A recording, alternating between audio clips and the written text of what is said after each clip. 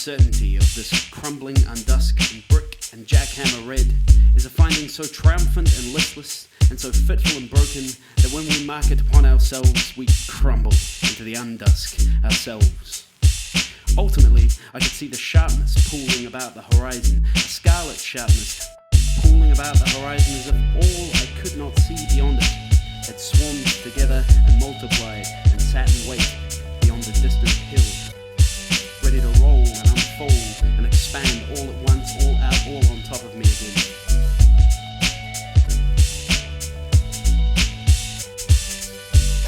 The definition and recognition of weightlessness is formulated with a particular thought in mind, which I have constructed, but which I cannot see.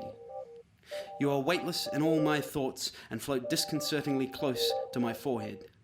I consider this proximity to be your greatest achievement.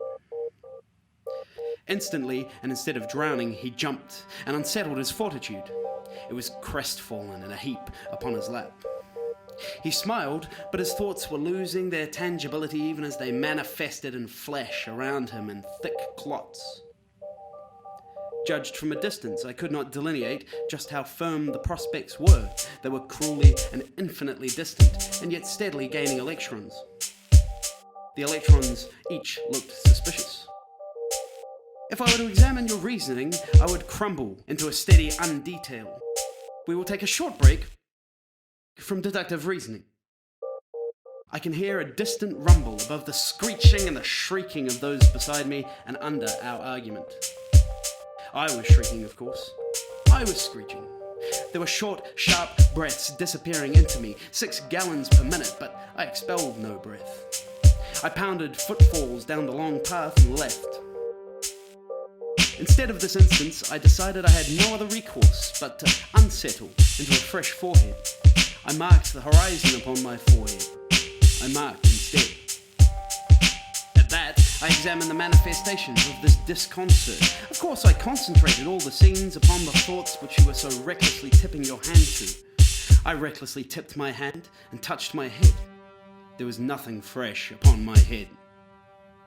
There were deep crimson markings all upon her shoulder. I looked at her, all over her, all of her clean skin. All of her before me, she was concentrating upon the horizon.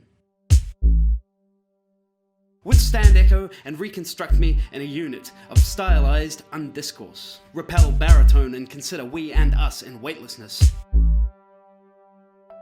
Correctly, you have swept me from your path. Instantaneously, I struck like iron with a jackknife. Poundlessly and fortunately, I uncrumbled into a hopeful pile. Steadily I watched as you stumbled, friendly, down the hill. Leant by me upon a slant and smiling down the hill.